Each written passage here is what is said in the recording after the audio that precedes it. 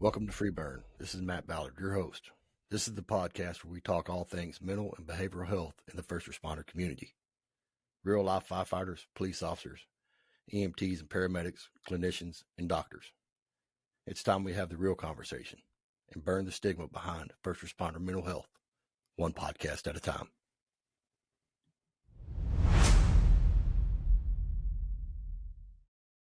And welcome back to Free Burn 2023, folks. It's Matt Ballard, your host. Sitting down today with Michael Sugrue, #1 international bestseller author, national keynote speaker, U.S. Air Force Security Forces veteran, captain, retired Walnut Creek Police Sergeant, mental health warrior, 39,000 plus followers from California, Sacramento area, right?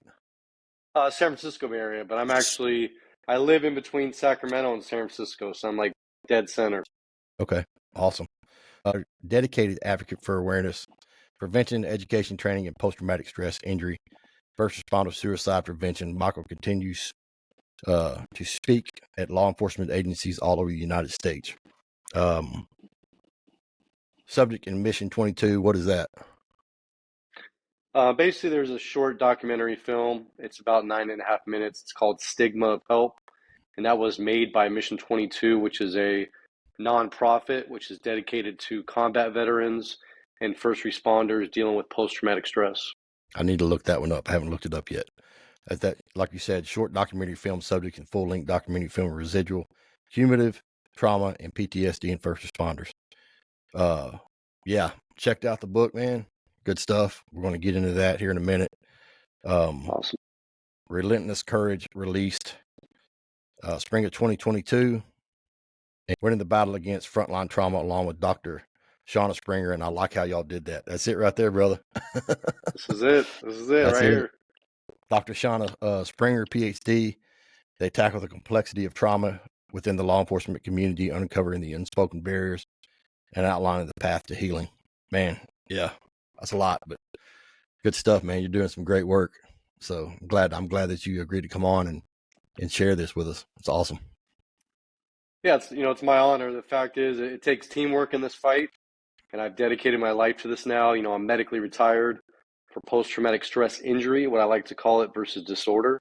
Yep. And the fact is that, we got countless brothers and sisters out there suffering in silence. And so, having you doing the same thing I'm doing, working together, having this conversation, I have no doubt that this episode and all your episodes are going to save lives. I appreciate that. Yeah. Man, it's become my passion. I've been through this twice already, throughout the years, been in the fire service for 22 years. A lot of people know that, but, for those that haven't listened to the podcast yet, ran through it, very similar stuff, that I've heard in your book. Yeah, it's real. It happens. And we got to keep burning that stigma down, man, and just get more and more brothers and sisters to step up and ask for help. On the police side, do you know the suicide? How many suicides this year on the police side? Well, I can tell you the number's underreported. So the last number that I saw, which was about a week ago, was over 90 reported suicides across the nation. But, I estimate that number is 3 to 4 times underreported. Oftentimes, and I just saw this out where I live, we had a police sergeant, married, 3 kids, went home, shot himself in front of his house. And all you saw on social media was that, this sergeant died unexpectedly or died suddenly. Most of the time, 99% of the time, you don't hear that it was suicide. Mm-hmm. And so even though as high as 90 seems, like I said, the shocking truth is that real number is much higher. And the single fact is that, and not just police officers, but this applies to firefighters, paramedics, dispatchers, military, we are much more likely to die by our own hands than the hands of another. That's an undisputed fact. Mm-hmm. Like I follow Jeff Dill, Firefighter Behavioral Health Alliance, where he does the tracking for fire. I don't know why he doesn't do police officers yet. So I need to get a good resource for police officers because, obviously it's just as important as all of us, right? We need to battle. Well, there's a great there's a great resource. It's called First Help. It used to be known as Blue Help. So it started out years ago, I think 2016, and they only tracked law enforcement. And so now Blue Help became First Help because they track dispatchers, firefighters, paramedics, and police officers. And so, again, I know there's different people tracking these numbers, Yep. but that's a phenomenal resource for people to go to. Now, do you have to be retired military to be tracked under them or not? No. So First Help has nothing to do with military. Okay. It's only first responders. So, I'm sure that a lot of first responders are prior military, but when it comes Yes. to their numbers, they're just looking at either active first responders or retired first responders. Okay. Yeah, like on Firefighter Behavioral Health Alliance, we're at 63 firefighters already this year, 19 EMS personnel, and 3 dispatchers. So one's one too many. I mean, I know we say it all the time, but one is one too many, and we just got to keep doing this push, man, to get the word out there and get these people to hopefully ask for help, and get the help that they need. So I've been there, you've been there. We know that those avenues can help us and get us to this other side, right? We do, but I waited far too long. I suffered in silence for over 4 years to the point where I was trying to get myself killed on duty. I literally didn't want to be here anymore. And I'm living proof, you're living proof that with work and with time and with resources, you can come out the other side of this. And that's why I call it post-traumatic stress injury versus disorder, because there's lots of things that you can do to get better. Now, you'll never be the same person you were before post-traumatic stress, but I'll take that a step further and say you'll never be the same person you were before you started this career as a first responder or in the military. It absolutely changes you. But, in my case, I think I'm actually a better person today than I was when I was serving both in the military and as a first responder, because I have a whole new perspective. I look at things totally different than I used to. I used to be a very black and white person. And I don't mean that as far as race or ethnicity. I mean, if you broke the law, I didn't care why. It's like you're going to jail. But now it's like I realize, not just first responders, but everybody out there in this world, we all have a story. We all have things that we've had to deal with, whether it was in childhood or now present day with family, with finances, with our careers, with our health.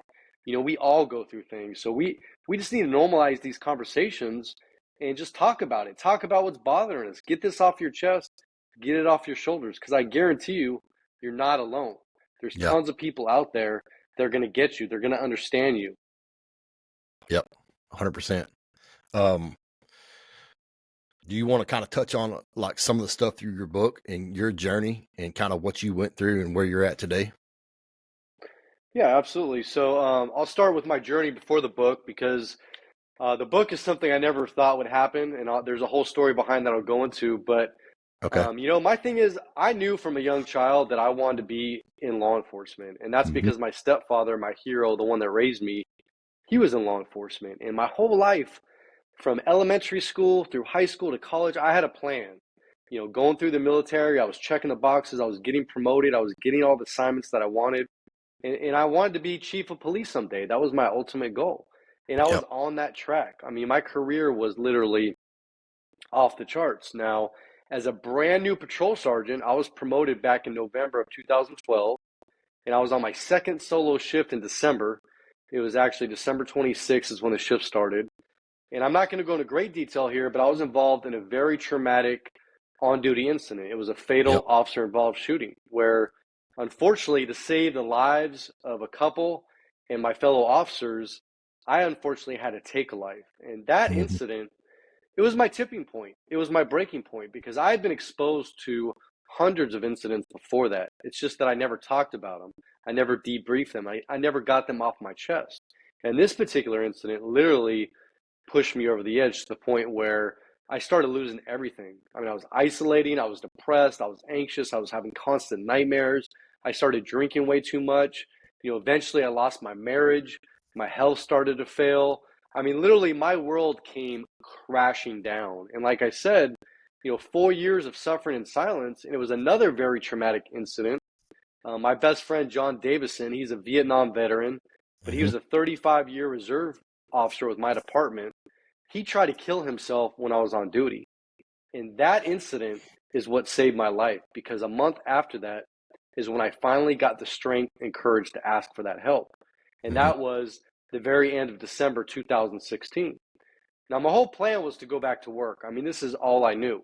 And I was doing all the things that I needed to do. But unfortunately, what came into play, and we go into great depths about this in the book, and it's often never talked about, is admin betrayal or institutional betrayal, moral injury. These things are really what took the most toll. And I got to the point where I realized that, I thought this was family. I thought everyone had my back. And it came down to that. I realized I was just a number, a number filling a position. I want to And talk some I more had about been that in a put, minute. Yeah.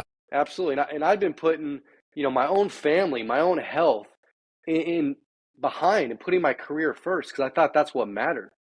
And it turns out that's not what mattered. What Mm-hmm. matters is our loved ones, the people that truly support us. And so, I started this journey of recovery. Like I said, my plan was to come back, but I finally ultimately made the decision that I'm going to medically retire. And, I was scared. I really was. I didn't think, I'm like, what am I going to do? I'm 43. I'm going to be retiring. I went through this divorce. I got a young daughter I'm trying to take care of. And really, part of me was lost. But as Yeah. I continued on with my recovery, I started realizing that, like I said, I wasn't alone. I started meeting countless people out there who were going through the same things, that had the same feelings. And I saw people that were living productive, happy, joy filled lives. And so through my recovery, I actually got to that point. Mm-hmm. Now, in 2019, and this is how literally my purpose today started. So I never envisioned podcasts. I never envisioned public speaking. I never thought about a book, documentaries, none of this stuff. And this guy I didn't know, and I got to give him major credit here. His name was Danny Bird. He Mm-hmm. was a podcast host. He was a big fitness guy. I'd never been on a podcast. He was a former police officer. I didn't know his circumstances. He reached out to me. He lived like 2 hours south of me. And he said, hey, I know you're into fitness. I know you're into mental health. You're out there doing your thing. I'd love to have you on my show. And I was like, you know what? I appreciate it. I'm humble, but that's not my thing. I'm not interested. Yeah. And thank goodness this guy, he kept hitting me up, and he got me to the point where I couldn't say no. And so Yeah. he drove up 2 hours. He met me in the back of this Mimi's Cafe. I remember I rolled in. I thought we were going to have breakfast and coffee. He's got a camera set up, laptops, headphones. He's like, look, brother, I only got an hour and I got to be back down in the South Bay. So we got to do this right now. And so I sat down, put these headphones on, and he literally just started asking me questions. And, the old me used to be like, I got to say the perfect thing. What's going to sound the best? I didn't do that. I just spoke straight from my heart. I Yep. was honest. I was transparent. I just literally bared my soul. Everything and anything that he asked me, I didn't hesitate. I just answered it. And this is where the magical thing happened, because a few weeks later, he aired this podcast. And I was so worried because I thought like I was getting some hateful messages and people putting me down. And the polar opposite occurred. And I started getting messages from Australia, from Canada, the UK, all over the US on people that watched this episode and heard Mm-hmm. my story. And they realized that my story was their story. And these people started sharing their deep, dark personal lives with me. And Yep. so this momentum happened where I was literally doing podcast after podcast. Like I said, Australia, Canada, UK, all over the US. About a year of that. And then after that, I started doing public speaking. And now I speak all across the nation. I speak to That's military, awesome. law enforcement, first responders. Now, the book. This is a cool story. So I'm going to take you back to 2019, right before COVID happened. Okay. Yep. My co author, Dr. Shauna Springer, I didn't know her, but she's a world renowned expert on trauma, Harvard graduate, clinical psychologist. She had written 3 books. She had worked with Veterans Affairs, Tragedy Assistance Program for Survivors. I mean, she worked with countless combat veterans and some Mm-hmm. first responders. And she reached out to me on LinkedIn and she said, hey, I'd like to have a conversation with you, see what you're doing, let you know what I'm doing. And I was like, yeah, cool, let's do this, So she calls me up. She tells me about the work that she's doing. And then I tell her my story that's in the book. And there's a lot more. And afterwards, she goes, have you ever thought about writing a book? And I kind of chuckled a little bit. I said, well, I've actually been asked this before. I've kind of thought about it. I said, but honestly, with post-traumatic stress injury, I'm burnt out. Like, I don't have that same discipline, motivation, concentration that I used to have. And I don't think I could get something like that done. So we leave the conversation at that. A couple weeks later, thank God, she calls me back. She's like, look, Michael, she's like, I've heard hundreds and hundreds of trauma stories, Mm-hmm. but your story is really sticking with me. And your story, I think, can save countless lives. And she said, I want to do this book with you. I want to make this happen. And without even meeting her in person, I knew in my heart, I said, you know what? Let's do this. And then COVID Yep. happens. And so for over a year, we met every week on Zoom for 2 hours and we worked on this project. Now, what makes this book so unique, and again, I showed it earlier, but it's right here. It's Relentless Courage, Winning the Battle Against Frontline Trauma. Mm-hmm. And what makes it so unique is that every chapter is split into two parts. The first part of every chapter is my story, Loved it. told in my voice, all the way back to childhood until current day. But the second half of every chapter, Doc Springer comes in, she breaks everything down, she explains it, very easy to understand terms in a global sense, so Yep. that anybody, and when I say anybody, I don't mean just first responders, military, our family members, our loved ones. I mean anyone on the street that has never had experience with a first responder or military member is now going to see the real person, the human behind the badge and behind the uniform. And this book, it's saving lives every single day. And, Mm-hmm. one of my regrets is we did the Audible. The Audible actually came out this spring. The book was out for over a year before we did the Audible. But the Audible, in my opinion, is so much more powerful because it's That's what in I our own listened to. voices, right? And it's in our I did own the Audible. voices. We didn't hire actors.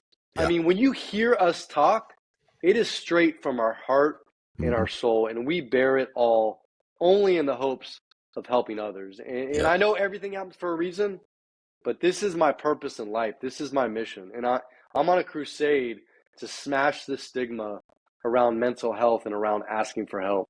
Yep. Yep. That's awesome, dude. Yeah, I got the book on Audible and just started banging it out, man. Put it on 1.5 speed and just started listening. And dude, a lot of similarities, that me and you both have been through a lot of similarities. The situations, yeah, different, but the outcomes very similar, you know. So it's and that's across the board. The more people that I talk to on podcasts, man, it seems like it's just more and more the same. The traumas may be a little bit different than what we see and what we hear, what we do, but the outcome's the same, man. So we have to continue to battle and fight this to get people on this side that we're on. Not that you ever forget it, because you never forget it, but you get tools to be able to cope with it better and get through those situations a little bit easier. So yeah, awesome book. Great job. Thank you. Yeah, and I like how y'all did the split between you and her. You tell your story, she comes back and she follows it up and kind of puts the science, so to speak, behind that. That was awesome. Great book. Absolutely. Yeah. And usually you have to get one or the other, right? You can either buy like a gut-wrenching, gripping story, and that's it. Yep. Or you can go buy like a psychology textbook and learn about depression, anxiety, post-traumatic stress. But in this case, you get it all wrapped up into one, and you get a roadmap to recovery. Yeah. You get resources, you get answers, you get solutions, you get it all in one. Very unique. It's the first book that I've listened to that was like that. So yeah, highly recommend getting it. And we're going to put all that in the link whenever we post our podcast. If you're good with that, so that they can get hooked up on that book. Absolutely. I guarantee they won't be able to put it down or stop listening. Guarantee it. I'm telling you, 3 or 4 days, I was like, I don't even think it was 3 days. I listened to the whole thing and like just piece by piece, I was at the station for 2 days and then I started it the day before I went on duty and then finished it the last 2 days while I was on duty. And I just, when I had time to listen to it, and yeah, got through it. It was good stuff. I want to dive into moral injury, man, because I'm starting to learn a little bit more about the moral injury stuff. Jeff Deal has a white paper that he did on moral injury. And really, that's the first time that I ever really even heard of what moral injury was through Jeff Deal in the Firefighter Behavioral Health Alliance. I don't know if you've read his white paper or not. If you're interested in it, I can send that to you, or you can get it on his website. So he kind of dives into I haven't read it, but yeah, I definitely like to see that for sure. yeah, it's got some good information in there. So I'm very interested in the moral injury aspect of things and how it affects us as first responders. So can you dive a little more into that and just kind of explain what it is? And let's just have a conversation about that for a minute. There's different aspects of it, but a clear-cut, simple answer that I can give you in my case is that, I was involved in a fatal officer-involved shooting. Mm-hmm. And there was a subject with a butcher knife that was trying to kill a couple that was barricaded inside their bedroom. And we got there. This subject then tried to kill myself and my fellow officers with this large butcher knife. Now, like I said, unfortunately, I had to take his life to save lives. And that's part of our job. It's something hopefully that we never have to do. But when we sign up for this job, we acknowledge that, you know what, I'm willing to do what I have to do in order to protect others and to save lives. And so this shooting, and I ended up going through a full federal lawsuit. We were cleared on multiple levels. So it was a good shooting. Mm-hmm. It was a good shooting policy-wise. It was a good shooting legally. Everything was in line. We did what we had to do. We did what we were supposed to do. But the fact is that I have to live with the fact that I took a human life. I have to live with that for the rest of my life. And it's not easy. And it bothers me today. And I know it's going to bother me until my dying days. And, the facts are that in this case, it was a young man who was a good young man who had no police contacts, no criminal history, no history of mental illness, some drug use. But we don't know why he did what he did. We do not know today. Even going through a full federal trial, all these investigations, we don't know why he did what he did. Yeah. And he put me in a position where I had no choice and I had to do what I had to do. Yep. But the fact is, it's not like the movies, it's not like TV where, people see officers get involved in shootings all the time, because most officers honestly are never involved in a fatal shooting. It's less than 1% of all police officers are ever involved in a fatal police shooting. Right. But like I said, good, right, or indifferent, I have to live with those facts. Mm-hmm. And it bothers me today. As a father of a young daughter, I often think of the parents, the siblings, the grandparents of that young man. And it absolutely takes a toll on me. So in your book, you talk about being able to speak to his father, right? Has that ever happened for you? Has it happened for you? It hasn't. And, and I say this on other interviews, but I pray and I hope one day that he either listens to one of my interviews, he sees one of the films, he reads my book, reaches out to me. But in a heartbeat, I would drop whatever I'm doing. I would meet him wherever he wants to meet. And I would just like him to know how much this has impacted me, and that I didn't want to do that I had no choice, and that it's forever changed my life, and that my heart goes out to him. It goes out to his entire family. And I truly feel for him. Yep. Like I said, as a father, as a man, as a Christian, I feel for him. And I pray one day that he hears my message, that he realizes, I had no choice. Yeah. Yep. Well, I hope and pray, brother, that one day that happens for you. I really do. I know that can help bring some closure for you and hopefully for him. I'm sure it can go both ways. So absolutely, I hope and pray that can happen for sure. Yeah, the moral injury thing, man, it's like I really didn't know a whole lot about it, and I'm learning more and more every day about it. But like from a firefighter's perspective, like I equate it to, running medical calls, whether it be CPRs or whatever, and then losing those people, and, more of them succumb to death. There's very few that we get back from CPR. I mean, you probably know that, but, and it runs the gamut, so I'm just using CPR as an example. But, to me, that even causes the moral injury, not being able to bring these people back. And that's just what we want to do. That's what we've trained to do. And, just something as simple as that can affect us moral injury wise, So absolutely. the more and more that I learn about it and then equate it to what we do as first responders, firefighters, paramedics in particular, definitely plays a part. That's for sure. I truly believe that. It does. It does. Yeah. And there's different layers of trauma and injury, like I said, and we haven't brought this up yet, but most first responders, I didn't used to believe this. I was in denial, but most first responders, not all, have some form of childhood trauma. And Yep. again, that could be on the minor end of things. It could be, and I'll clarify this, it could be just like an emotionally distant parent. It could be a parent that was always working all the time, or maybe a parent that wasn't affectionate or expressive, or like in my case, it was a father who was an alcoholic, was a drug addict, or in cases it can be, being abused physically, emotionally, sexually. Mm-hmm. And these things that happen to us actually cause us to be very self-reliant, to overcome adversity, resilient, and they end up making us very good at what we do. But the problem is we never address that. We push it away. We move on with our lives. We become these superheroes. Yep. And it's not until we get in these professions, again, we start getting exposed to traumatic incidents. That's the other level of trauma. So you have childhood trauma, you have the street trauma, but then on top of that, you have the moral injury, and then you have the institutional betrayal or admin betrayal. And that's where, and this is what That's a really hurts real the thing. most. Yep. And this is what I think pushes most people over the edge in suicide. It's not those horrific scenes we go to, but it's when our own administrations, our quote unquote families that we thought were our red families or blue families, when they turn their backs on us when we need them most. That is Yep. what pushes most people over the edge. And again, so you got these multiple layers of trauma, and they all have to be dealt with separately. They're all Mm-hmm. related, but they all have to be dealt with separately as well. Yep.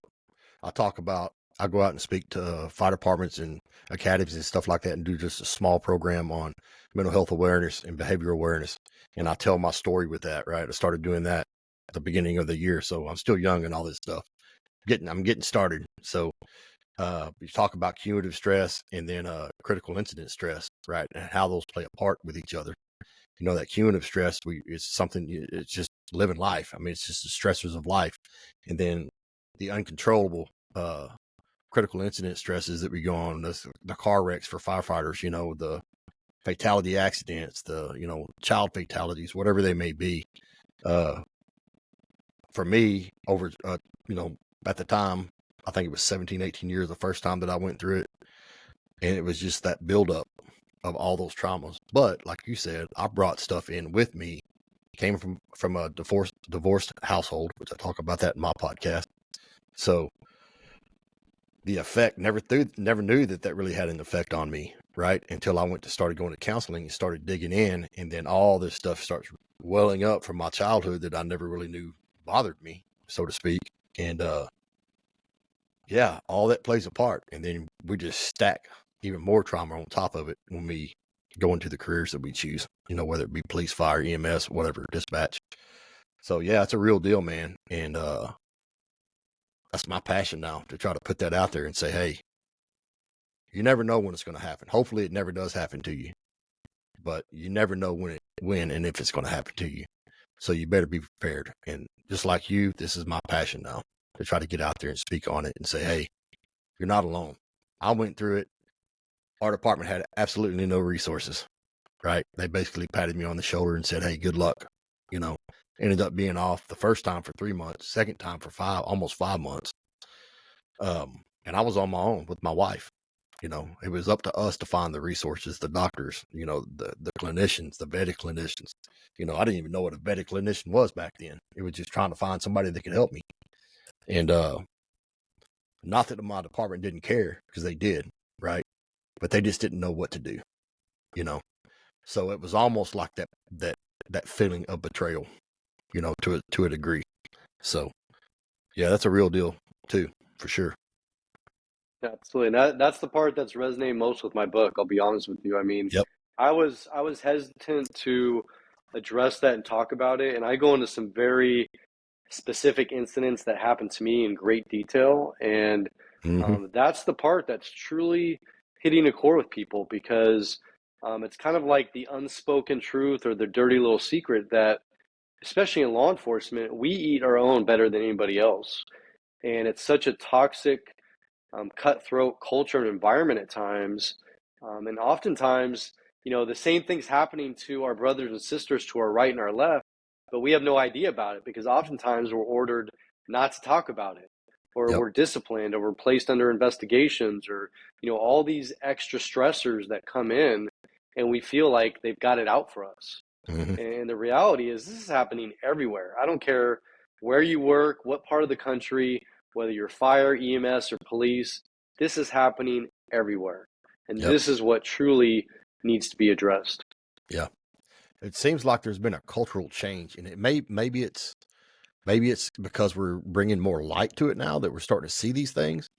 But like for me, been in the fire service for 22 years as a paid member, and I've seen something has changed. And I talk about this on just about all of my podcasts, just like trying to put a finger on what is it that's changed, and something has changed. Ain't figured it out yet, but maybe it's been the same way. Like I said, for all these years, we just never really paid attention to it until now, like the peer program that we're starting to, through the city that I work for, trying to get police involved. It's been extremely difficult to get them guys involved. The classes that we have internal, extremely difficult to get them involved. And I don't know how to break that. I don't know how to break that seal to get them involved more. What's it going to take? I don't know. I don't know what that answer is. Maybe you can help me to get that done. I don't know. Well, unfortunately, a lot of times it takes a tragic incident for people to realize how broken they are, how broken the system is. But the other thing that can be done is like we're doing here is that you have a law enforcement officer come in who's Mm-hmm. been through these programs, who's been through these trainings, and gives testimony on how it's helped them or how it's changed their life. And, especially as police officers, we believe in street cred. We don't want to go somewhere and hear some doctor or psychiatrist present on stress and anxiety. Like, that's going to go in one ear and out the other. But if we have one of our fellow brothers and sisters who get up on stage or get in front of the classroom and literally bare their entire heart and soul and talk about the realities of the impact of this job on them personally, on their loved ones, on their family members, on their health, that's what's going to resonate. That's what's going to get people to get the courage to open up and start sharing their stories and their experiences. And so it's kind of like this wave. You think about like everybody does the wave in a stadium and it starts and it goes around the stadium. Yeah. Well, that's kind of what's happening now, is that we're getting more first responders, like I said, whether it's dispatchers, fire, EMS, police officers, that are now getting out there on platforms like this, who are talking openly about these issues. And we just need more of that. We need that momentum to carry on. And things are changing, don't get me wrong, but there is so much more work that needs to be done. Yeah. We're just now scratching the surface, I think. Absolutely. We are. Absolutely. You think about it from a local level, right? And we're barely scratching the surface at a local level. And then you got all these other levels, whether it be on a city level, state level, go all the way up, laws that need to be changed to, the recognition of PTSD in a work-related injury or whatever, all that stuff. It's getting better and we're making strides with that, but there's still just so much more, man, that needs to be done, but Absolutely. it's got to be a groundswell in my opinion. It has to be that groundswell effect to where it starts from the lower level guys and are pushing for it, having that buy-in, saying, hey, enough is enough. We're losing too many brothers and sisters to this crap, and something has to change. That's what it was for me. It was like when I went through it and the difficulties that I had of just trying to find the right help in the right amount of time, it just took too long, having suicide ideations. I was in a bad spot, too close, way too close. And it was just uncalled for, and just to put it frankly, I was pissed. I was pissed at our department. I was pissed at a lot of things because it shouldn't have took that long to get the help that I needed. Right. And that's what drove me and pushed me to want to start the peer program through our department. And man, it was just a God thing, just to be honest with you, not saying that he put me there, but he allowed that to happen to me. And I believe that it was for a reason. And this is it. Absolutely. There's no question. I did an interview yesterday, and this actually very topic came up, and I told them that, as horrific as all the things that I went through, and Hmm. people will see when they read this book or listen to it how horrific I'm Yep. talking about. Yep. Sitting here today, I wouldn't change one of those things because it brought me here.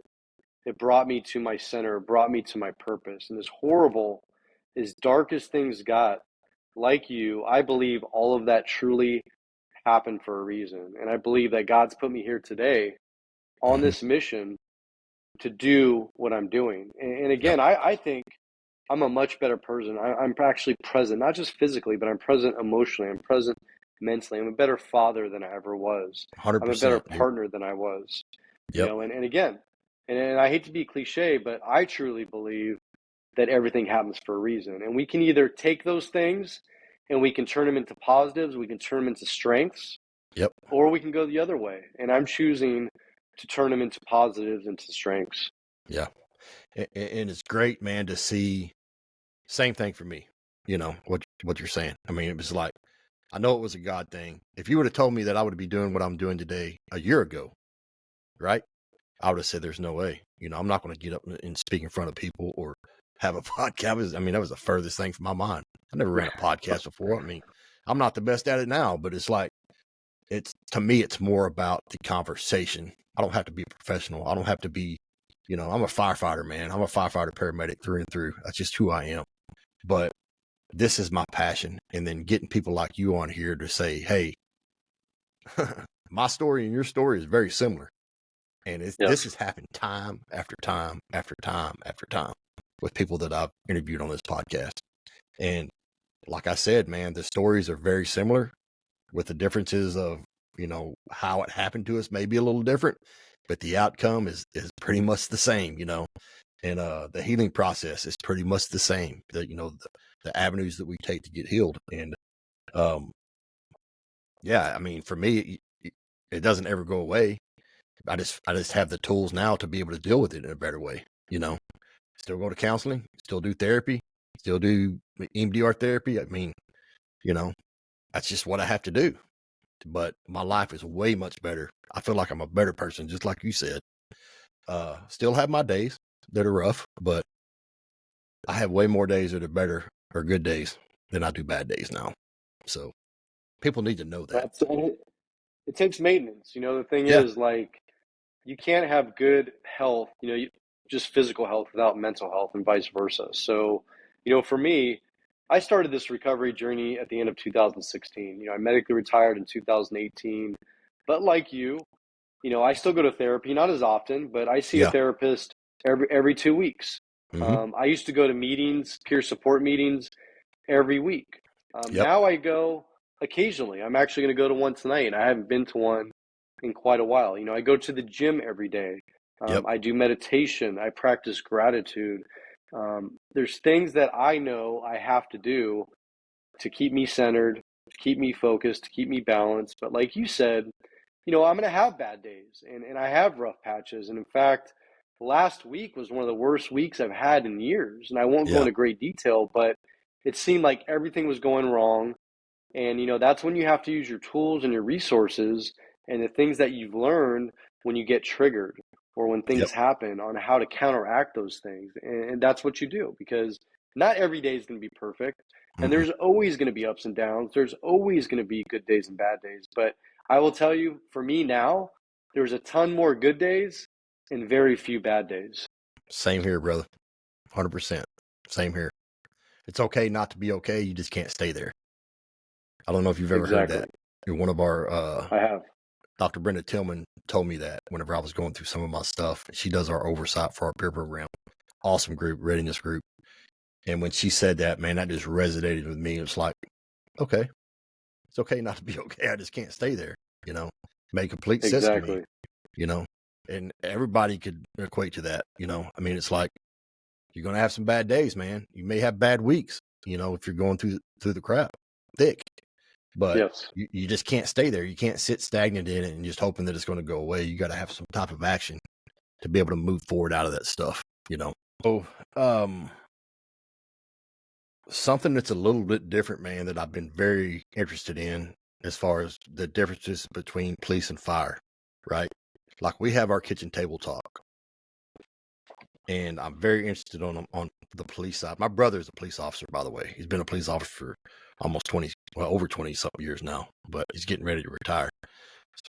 But I'm curious on, do police officers have that avenue? When I say kitchen table talk, it's like sitting down and actually talking about that unofficial peer stuff of talking about the stuff that we run on. Do y'all do that? Do y'all have that avenue? Well, first of all, let me say that I think firefighters definitely have an advantage in this area because, as firefighters, you basically live together. Yep. You're together for a few days at a time.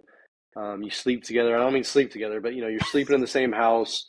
Yeah. You're working out. You're going grocery shopping. You're barbecuing. Whatever you're doing, you're cooking.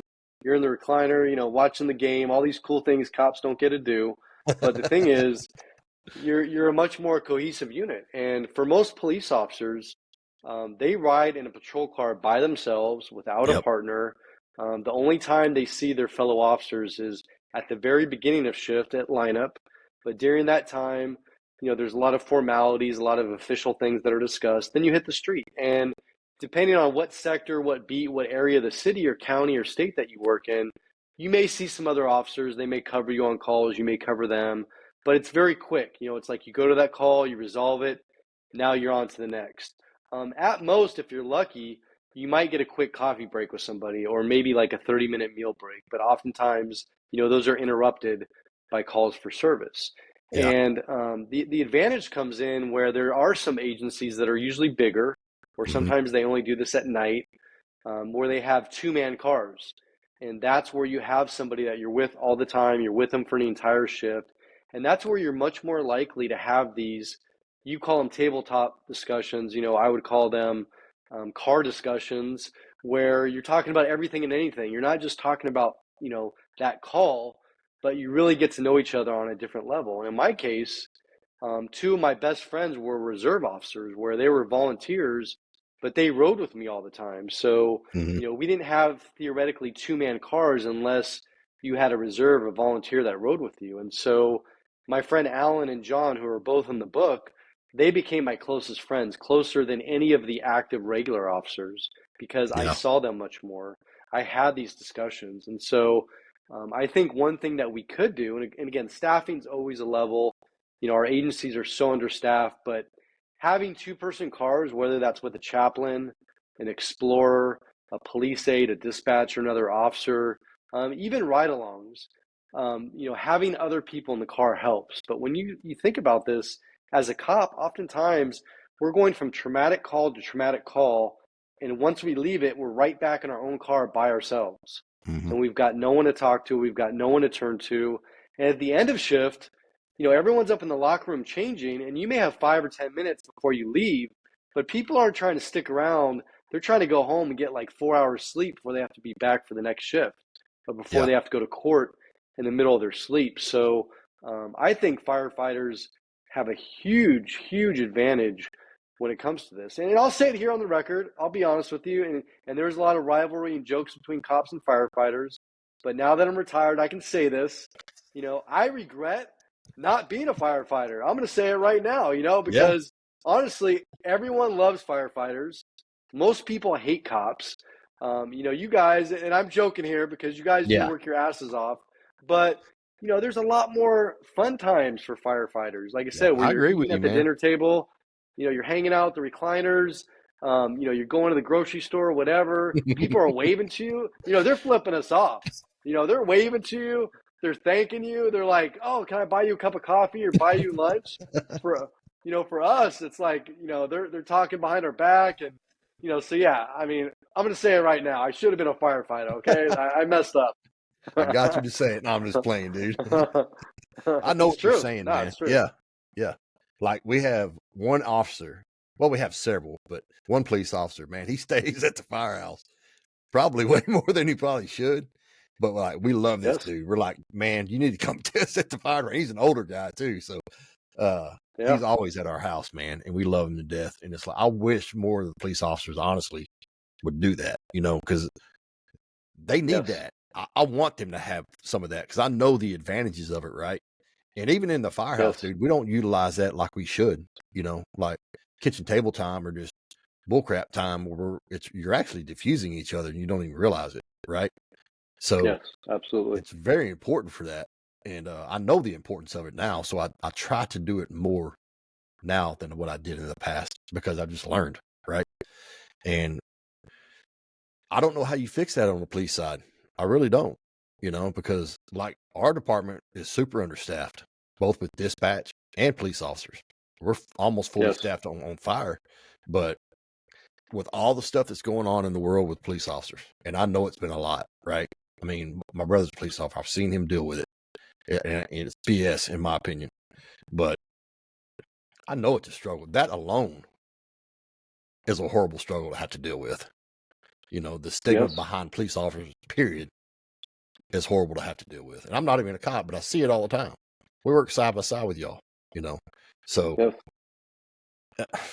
I don't know how you change it, man. And the only way that I can think to help is to, let our officers know, hey, stop by the station. We're right there together, Or it's the same complex. Stop by. And a lot of them do, but just stop by, man. You need a break. If you can take a break between calls or whatever, come back to the station, grab some coffee, and we sit down and we can just bull crap for a little while, Absolutely. I don't know of any other way to change that. It's just, because of staffing issues. And I mean, you run the gamut. It's a number of things, but something needs to change on that end, in my opinion. I don't know It how to does. fix it, but yeah. Absolutely. Yep. So, well, dude, I know we could go on for hours and hours and hours, but We I want could. you to, can you tell me like one specific thing that looking back on your career and all that you've done and all that you've learned, what is one thing that you could say to a police officer, a firefighter, EMS, any first responder, that if think they are going through stuff or having a hard time with something, what, in your opinion, is the most important thing to do to get out of that? First of all, I'm gonna guarantee you right now that you're not alone because I thought I was alone. I thought I was alone for years. I thought nobody would understand me. Nobody would, be able to support me or get me through what I was going through. And I was dead wrong.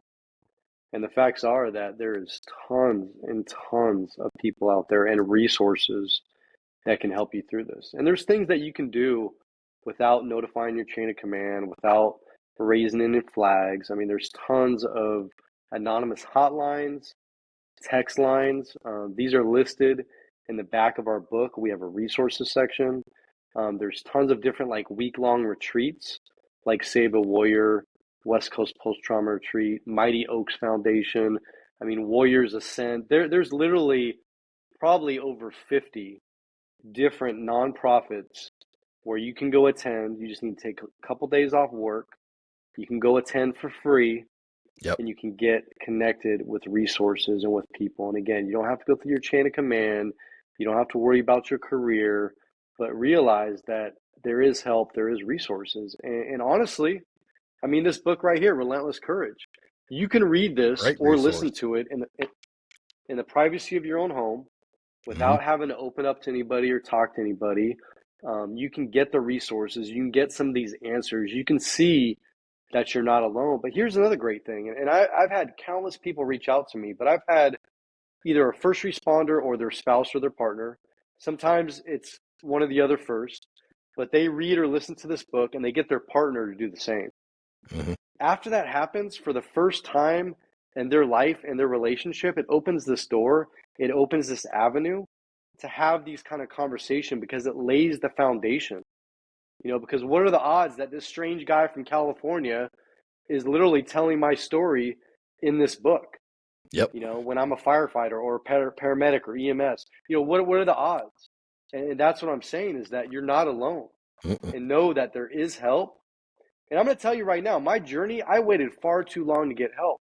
And the longer that you wait, in my opinion, the longer it's going to take to recover. Yeah. And you know what?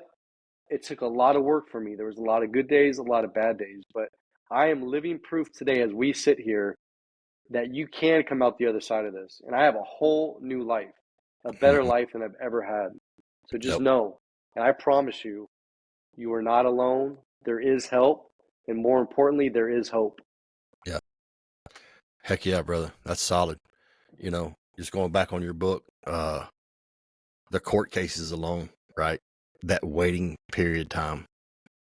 What was it in total going through your court cases? Well, it was almost 4 years, and we had depositions every single year. The shooting happened the morning of December 27th, 2012. Yeah. And our trial started September 2016. And so almost 4 years of reliving this nightmare Day over after day. and over and over.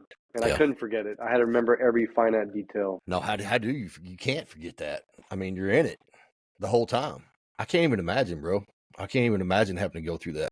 It's not in a state like we've both been in, right?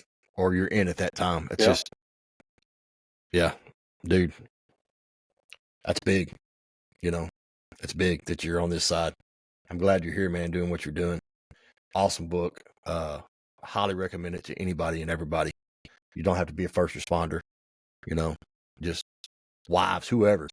It's a great book. I mean, there's life lessons in there that can be learned. So highly recommend that book. Absolutely. Yeah, man. We just got to keep pressing forward, doing what we're doing. So thank you for coming on, brother. Yeah. My pleasure. And I'm on every social media platform out there. So if people want to reach out to me, send me a message. I'm on LinkedIn, Facebook, Instagram, Reels, TikTok, Truth, Parler, you name it. I'm on it. Yep. The book, Relentless Courage, Amazon. You can get it in soft cover, hardcover, Kindle, or Audible. It's also online at Walmart.com, Barnes & Noble. But again, I'm going to tell you right now, this book, it can save your relationship. It can save your career. Yep. Most importantly, it can save your life. And if anybody reads it or listens to it, I personally want to hear what you thought about it. So please reach out, send me a message, and I promise you I will respond. So thank you. Awesome book, man. I did the Audible version of it, and it just puts a whole nother perspective on things, man. Hearing it, from your doctor, right? And then from you, and then the explanation of why you went through that, and just kind of putting that scientific spin on it and saying, hey, this is why he was experiencing what he was, right? I've never seen anything like that. And it was awesome. So with that being said, I do this on every podcast. If you're struggling in any way, having suicide ideations, suicidal thoughts, whatever they may be, anxiety, depression, you just need some help. The main thing is taking that first step and reaching out and saying, hey, enough is enough and I need to get some help. It's life-changing. I promise you. Don't hesitate to reach out and get help. Suicide's not the answer.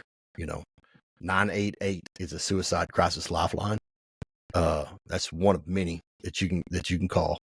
And of course you can call us, get in touch with us through our social media platforms, freeburn2023@gmail.com.